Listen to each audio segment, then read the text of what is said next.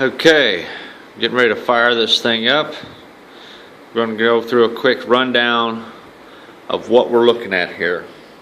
And we'll start with this auger powertrain assembly here. Basically, I just have a gutted drill connected to an angle grinder that I've taken apart, which also adds additional mechanical advantage in the torque and slows down my RPMs, which is good. This transformer here runs that, and down here we have some photosensitive cells that are going to be turning that off and on. So basically, when the carbon level reaches this point, these two LDRs connected in tandem will shut that auger off. I'm not going to go into that in great detail because I have a video that explains that already.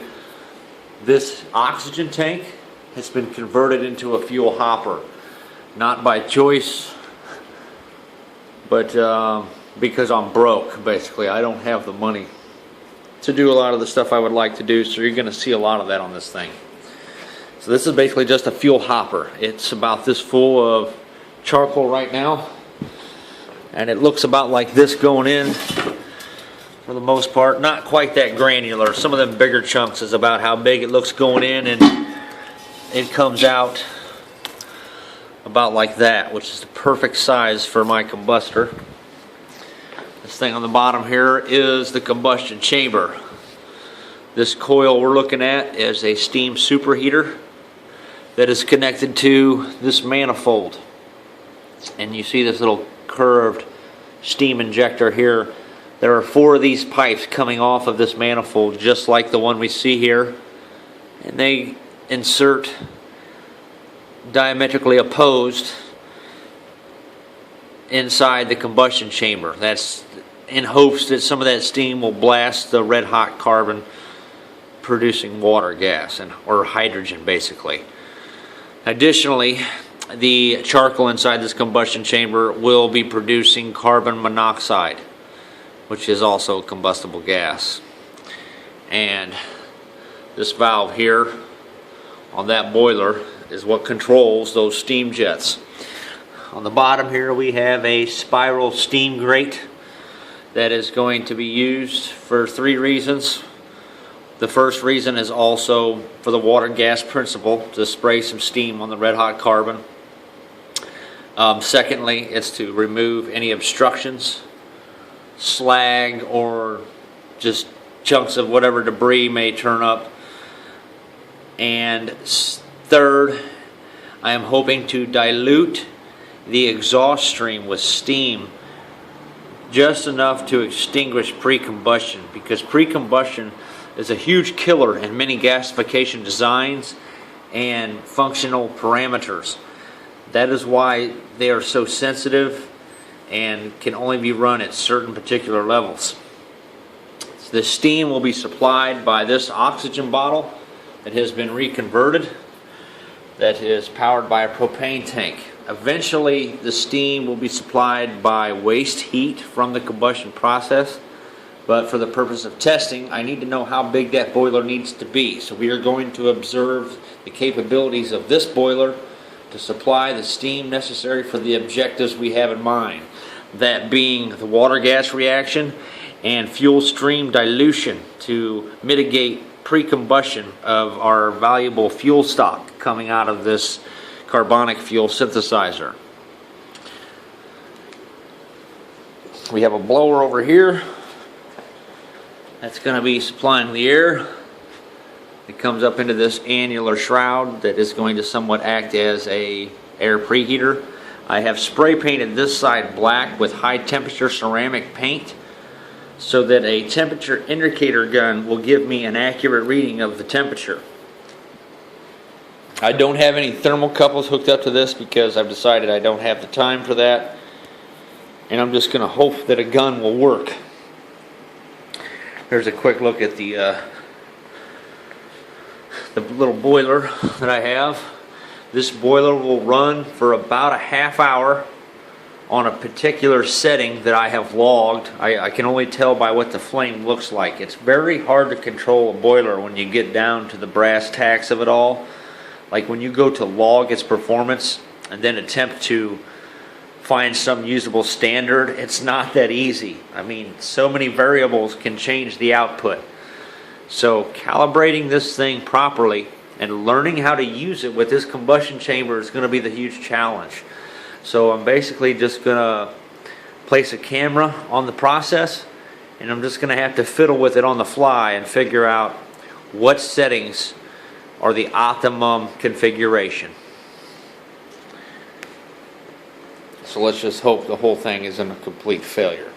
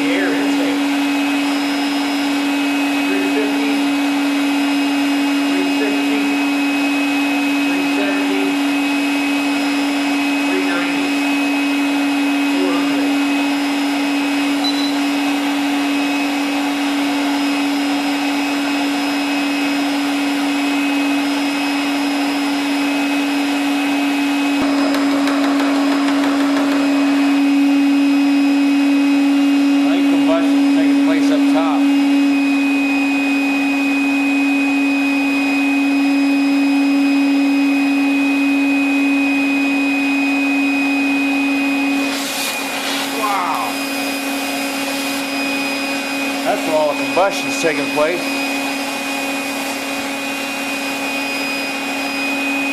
Unbelievable.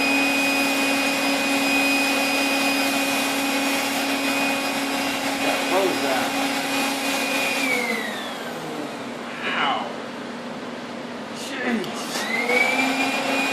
Insane.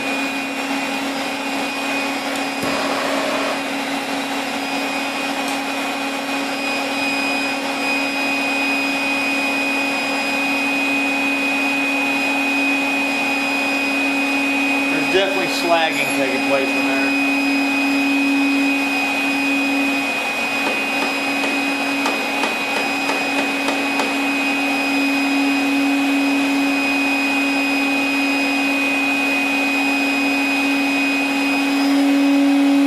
I'm going to turn the steam on to see if it will extinguish the flame.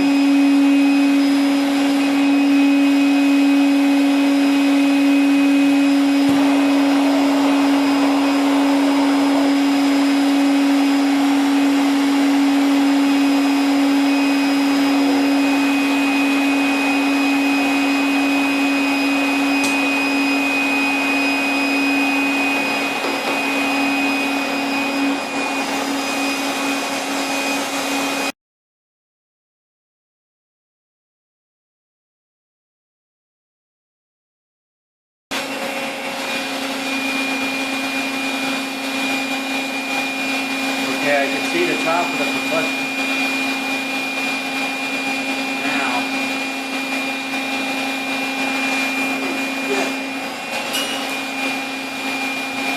Man, it is hot.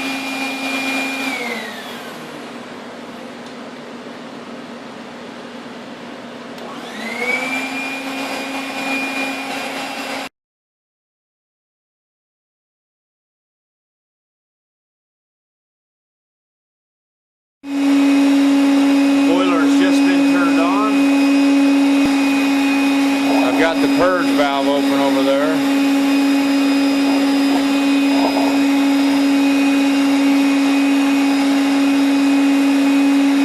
Okay, the steam there should be on.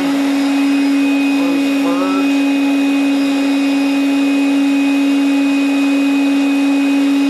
Okay, that's full steam.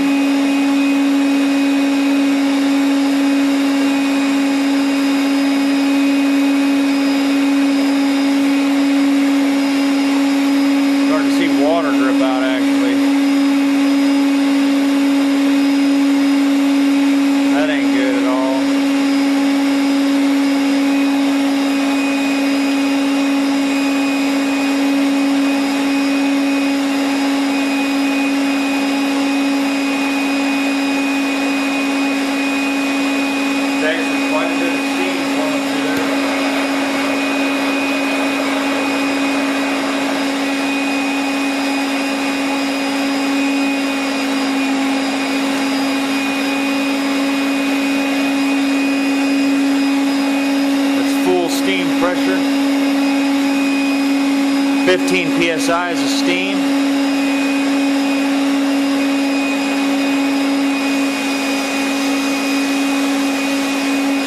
Just added a little bit of fuel, that may affect it.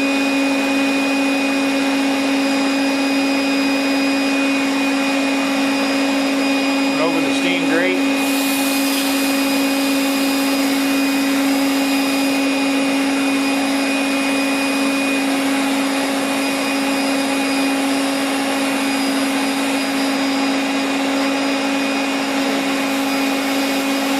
Depressurizing.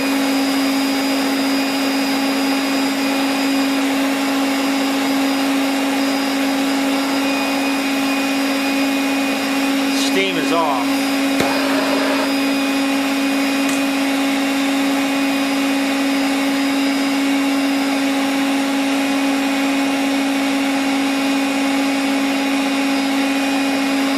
Back on for a second, the residual.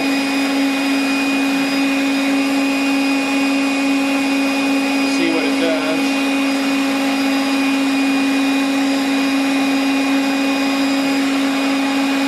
Okay, that's residual steam. Fuel.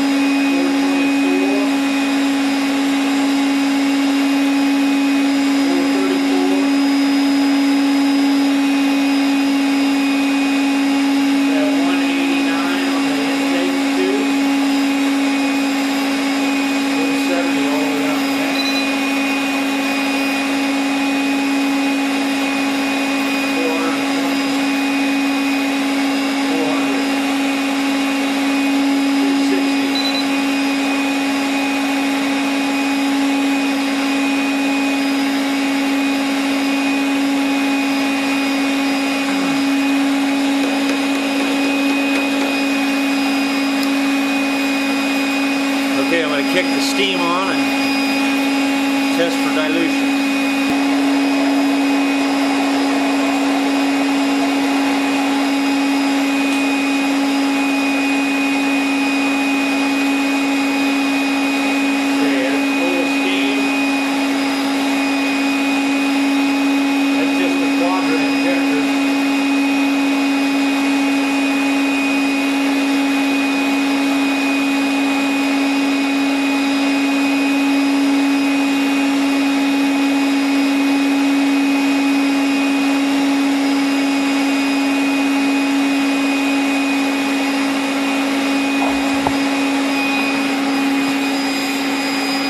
Pressure's rising.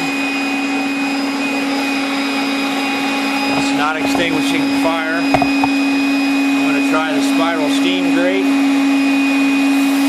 That instantly shut it down.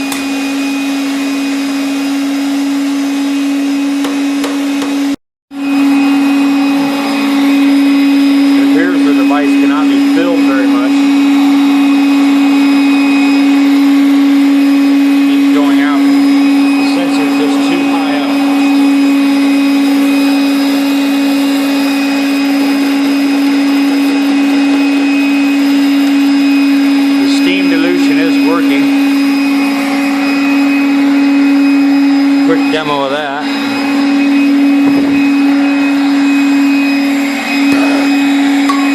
Gonna fire up the steam. We're gonna observe it extinguishing this valuable fuel.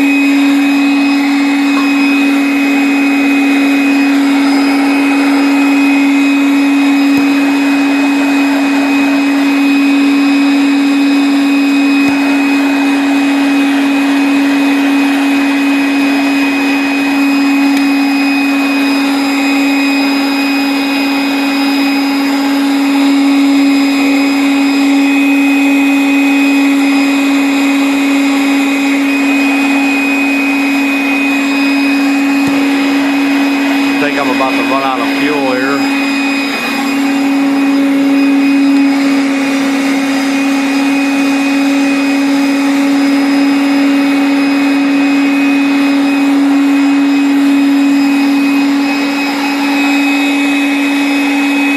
Okay, most of that's because I just added fuel. It looks like it's about to go out.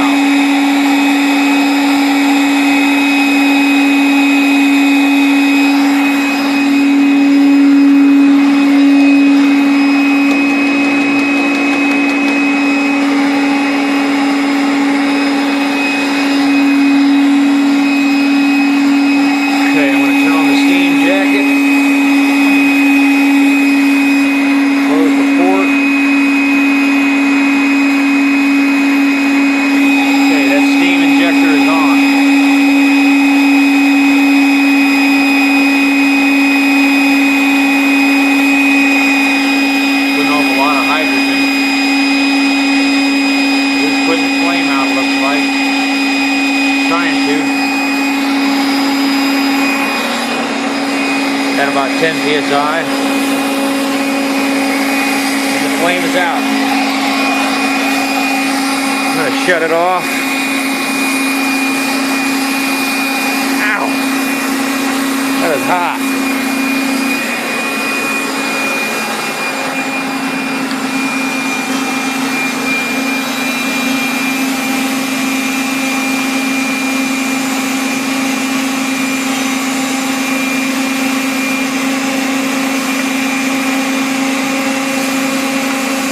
Wow. It's really roaring now. I wish it'd run like that all the time.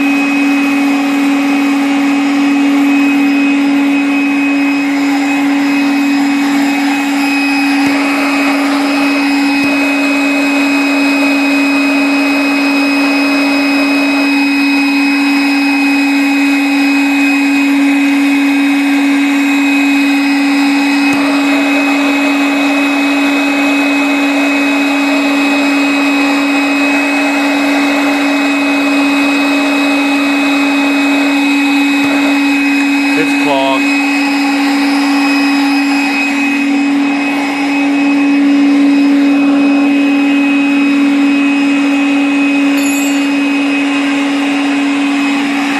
Damn it.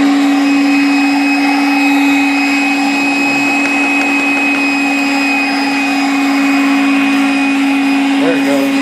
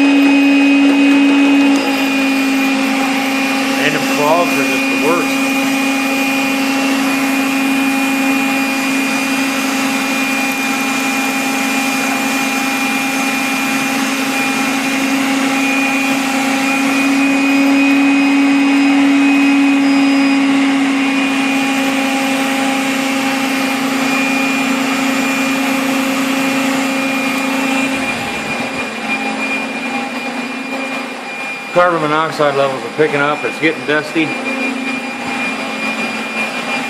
think it's time to call this a night.